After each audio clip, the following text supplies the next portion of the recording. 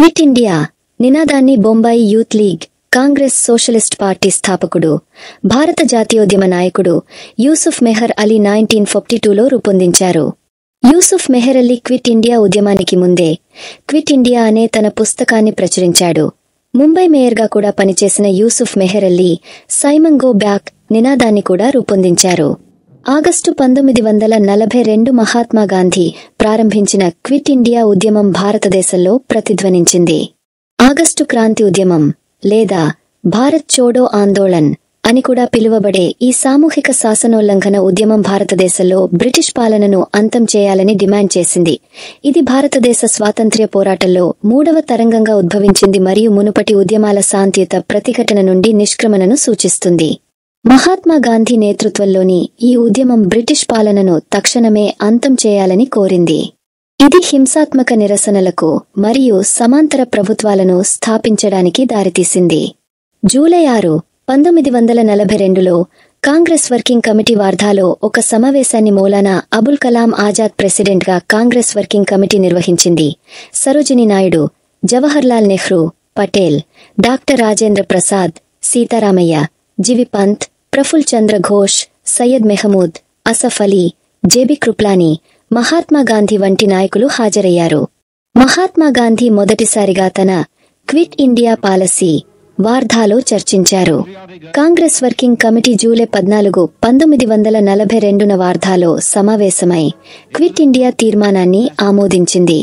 1942 August 7 నుంచి 8 తేదీలలో ముంబైలోని గోవాలియా ట్యాంక్ మైదానంలో, ఇప్పుడు ఆగస్టు క్రాంతి మైదాన్ అని పిలుస్తారు, అఖిల భారత కాంగ్రెస్ కమిటీ ప్రత్యేక సమావేశం జరిగింది. అఖిల భారత కాంగ్రెస్ కమిటీ సమావేశంలో పండిట్ జవహర్లాల్ నెహ్రూ గాంధీజీ రాసిన క్విట్ ఇండియా తీర్మానాన్ని ప్రతిపాదించగా సర్దార్ పటేల్ దానిని సమర్థించారు. బ్రిటిష్ ప్రభుత్వం ఉప్పు పన్నును మరియు మద్యపాన దుష్ప్రవర్తనను తొలగించాలని ప్రతిపాదించినప్పటికీ పూర్తి స్వేచ్ఛ కంటే తక్కువైన దేనిని తాను అంగీకరించనని గాంధీజీ అన్నారు. కమిటీ భారతదేశ స్వేచ్ఛా హక్కును ప్రకటించింది మరియు అహింసా పద్ధతులతో పెద్ద ఎత్తున పోరాడాలని నిర్ణయం తీసుకుంది.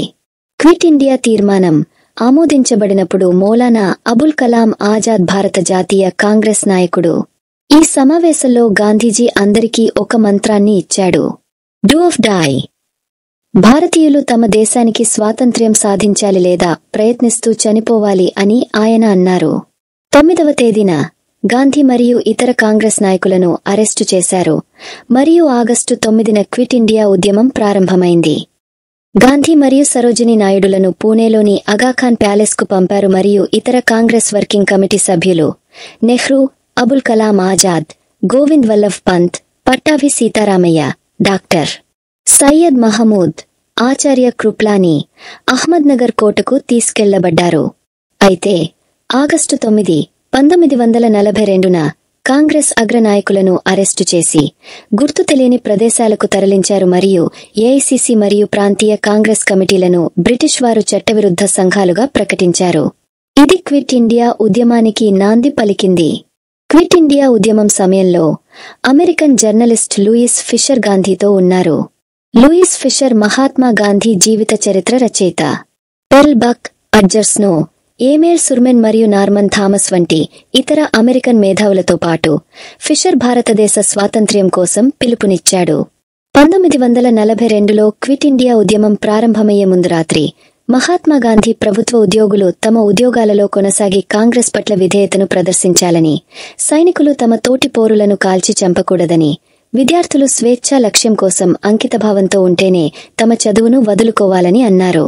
సంస్థానాల యువరాజులు తమ ప్రజల పాలనను అంగీకరించాలి అన్నారు.